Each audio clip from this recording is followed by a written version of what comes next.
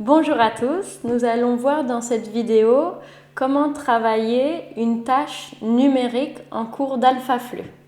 Donc on va prendre l'exemple de Doctolib qui est un site et une application, mais on va voir une technique qu'on pourra appliquer sur d'autres sites, d'autres tâches numériques.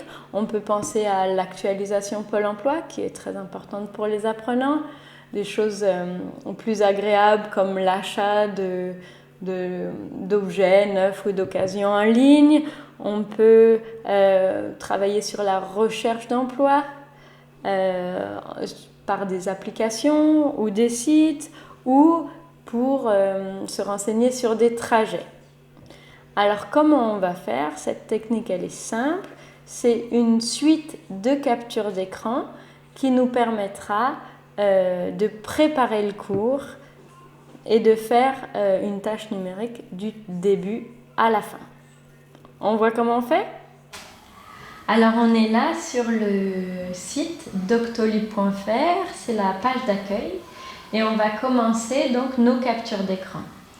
Donc pour faire une capture d'écran, on va taper sur l'outil de recherche, on met capture d'écran, elles sont dans tous les ordinateurs et là on va trouver cet outil là.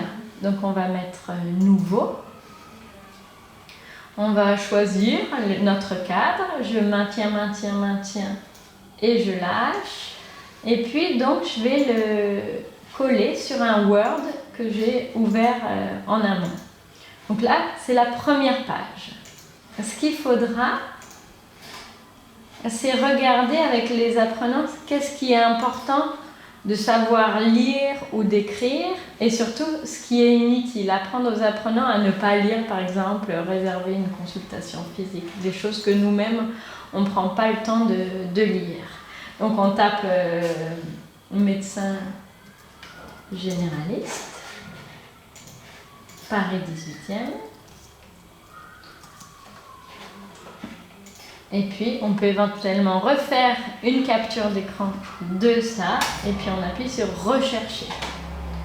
On regarde un médecin qui soit disponible, qui soit en secteur 1, et puis éventuellement d'un boulevard qui est connu par les apprenants. Le boulevard Ney est assez grand et connu.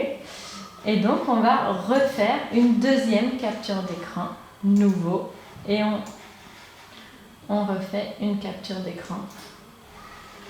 On continue, copier, on continue.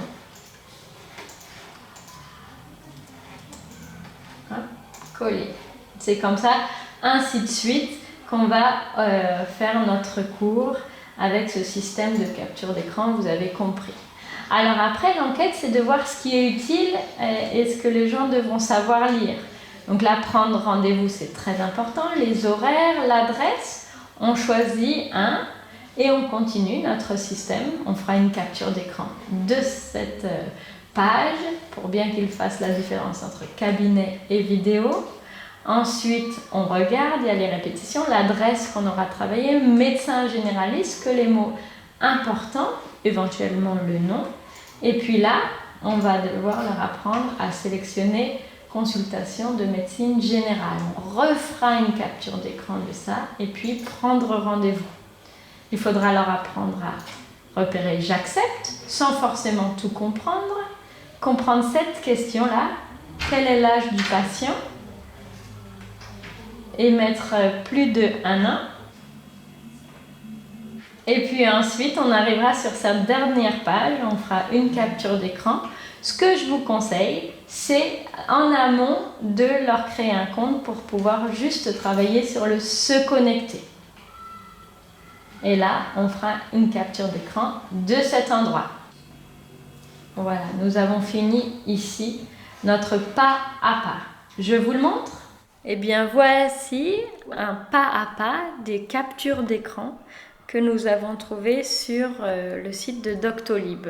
Donc voilà, c'est simplement une suite de captures d'écran qu'on a collées sur Word comme je viens de vous montrer. Donc comment on va s'en servir? On va faire une première partie avec les apprenants où on va travailler simplement avec le papier pour préparer un atelier actionnel où ils feront la tâche, bien sûr, sur leur téléphone ou sur des ordinateurs si vous en avez dans votre structure. Alors, ça va être une série de compréhensions écrites. Donc, on peut poser la première question, quelle est la spécialité du docteur? On va échanger avec eux, s'ils ne comprennent pas le mot, qu'est-ce que ça veut dire spécialité? Est-ce qu'on peut faire une question à choix multiples? Est-ce que c'est un médecin généraliste? Est-ce que c'est un dentiste?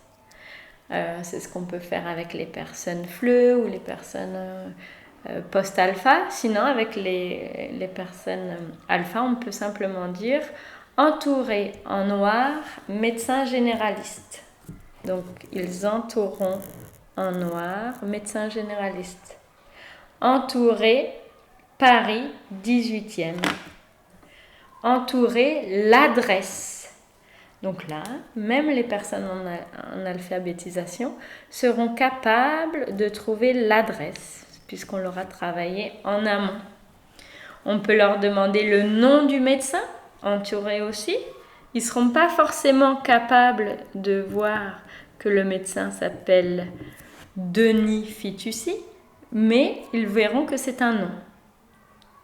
Ensuite, ce qui semble important, c'est quand même la question du secteur qui leur permettra d'être remboursés en totalité. Donc, est-ce que c'est secteur 1? Est-ce que c'est secteur 2? Entourer secteur 1 si on est avec des personnes en alpha. Et entourer les jours où le médecin est disponible, où je peux prendre un rendez-vous. Jeudi 30, vendredi 1er juillet. Ça, c'est des questions de compréhension.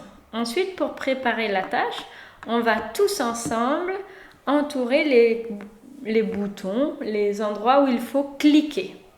Donc, rechercher. Là, on va choisir une heure. Donc, on cliquera sur cette heure qu'on a choisie ensemble. On va cliquer sur « Au cabinet ». Et puis, on continue. On va cliquer toujours, leur montrer qu'on peut cliquer sur ce qui est bleu la plupart du temps. Et donc, ils vont entourer. Et puis, donc, nous, on avait choisi de se connecter. Et se connecter, c'est malheureusement en jaune. Donc, on pourra faire la différence entre s'inscrire et se connecter, en parler. Et puis ici, on pourra leur apprendre à écrire 2 choses en production écrite. Leur adresse email, leur mot de passe. Et je reviens à la première chose qu'on pourra leur faire repérer et écrire. C'est médecin généraliste qu'il faudra qu'ils écrivent et Paris 18e. Voilà pour les tâches en amont. Donc cette feuille qu'on vient de voir nous permet de préparer l'activité, nous permet aux gens les plus à l'aise avec l'outil numérique d'être indépendants dans l'activité. Mais bien sûr, ce n'est pas fini. L'atelier numérique, ce n'est pas avec du papier, c'est avec un téléphone ou un ordinateur. Donc, on va animer un atelier où on va demander aux gens « prenez un rendez-vous ». Donc, ils pourront s'aider de cette feuille, mais ils devront prendre un rendez-vous. Alors, comment faire cet atelier? Il y a plusieurs petites règles. Déjà, il faut se détendre. Il ne faut pas avoir peur du vide ou des gens qui s'ennuient ou des gens qui ne savent pas faire et qui tâtonnent. Tout le monde, quand on apprend à servir d'un objet numérique, on tâtonne. Donc ça, c'est bon. Et puis, l'autre petit conseil bien utile, c'est d'avoir 2 formateurs ou au moins un assistant qui peut être un apprenant. Un apprenant qui est très à l'aise avec le numérique, qu'il parle ou non, pourra aider ses camarades à faire l'action. Voilà, donc détendez-vous, il faut un petit peu de courage pour s'y mettre, pour faire cet atelier numérique. Appelez des amis pour vous aider et puis bon courage.